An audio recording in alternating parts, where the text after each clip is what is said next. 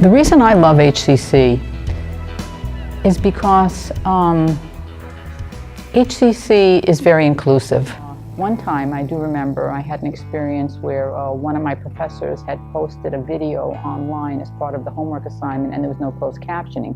So later, when I went to open the video to do the homework, I couldn't do it because there was talking on the video, and I can't hear, obviously, I'm deaf. So I did contact the professor, and she emailed me back, and she said she would get it with closed captioning, and then I was able to watch the video with the captioning and do the assignment.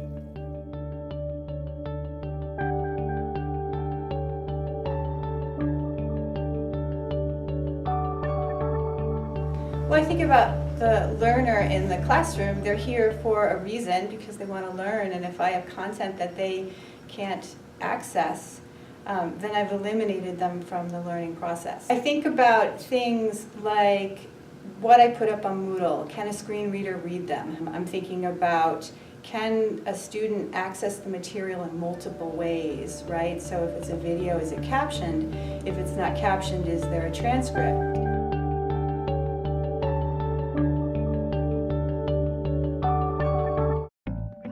I've taught for many years, and before studying educational technology, I didn't really address accessibility issues in my online portions of my class. I kind of figured, well, if someone comes along and needs an accommodation, I'll definitely figure out how to address it. But what I've come to understand is that there are so many things you can do on the upfront of the design to make your course more accessible, not only for people with disabilities, but people with different learning styles, people whose first language may not be English.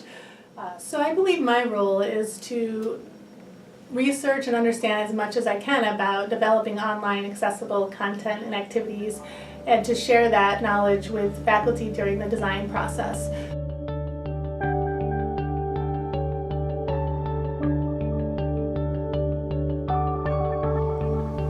Making the course and the material accessible from the beginning is what our goal is, because that allows us to be ready from day one, where a student will come in and their material is ready for them. They don't have to go and try and run around and get it already or find someone who can get it ready. The professor will use some material that he's always used for a number of times, a number of semesters, a number of years. So it becomes a copy of a copy of a copy. And it doesn't give us the ability or flexibility to convert it so that it will be easier for the student to read, or even for us to interpret it or redo it. I started making my videos for my online course, which are now fully captioned. The students can stop and start the videos, as well as repeat things if they missed it. The videos also come with a set of guided notes that students can print out and use to follow along with the video, or simply go through in lieu of the video. And now that I have all the things made, I use them for my in-person classes as well to supplement what we do in class.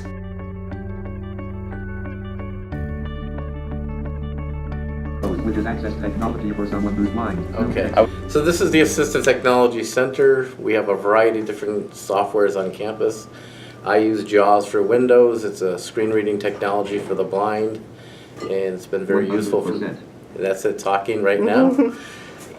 We also have ZoomText, which is a large screen enlargement software for people with low vision, and it also will read the screen to people. And another product that we found very useful on campus is called Read and Write. We also have Dragon Naturally Speaking that we use on our campus for those who can't use a keyboard effectively. What we've currently been trying to do is close the loop so that the students with disabilities do not have to wait for access to be implemented, but think of it in advance, and closing this loop would make ADA access a reality, not a dream. So the main thing that we see in math that we need to be careful of is writing equations that can be read by a screen reader. Blank. 2.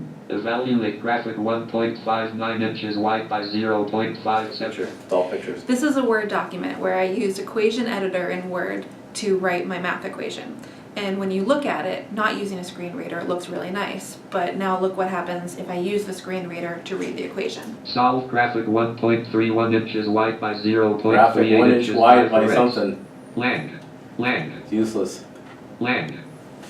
So equation editor for Word is useless.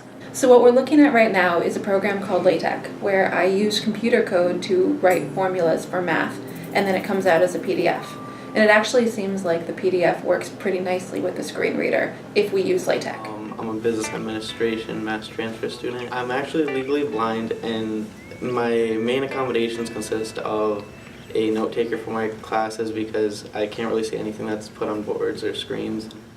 As far as computer software goes, I use ZoomText, which is like a magnification software. I use JAWS, which is a screen reading software on the computer. Space. Space. So that's supposed to read a word, and usually JAWS, if you're on any type of other website, it'll go to the first word of, at the top of the page. So for instance, this is the first question. So neither of those computer softwares that I use would work with it. So I was in the lab one day for about 5 hours or so on a thing that usually takes people about 45 minutes to an hour and a half. I was doing it for over 5 hours. I had to have people come in and be my reader.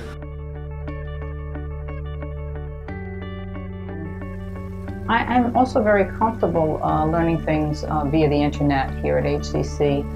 A lot of the professors and the staff here are really great. They're very supportive. It feels like it's a lot of work. It feels like there's a lot of upfront, I don't know how to do this. When I think about the way forward, I think about collaboration.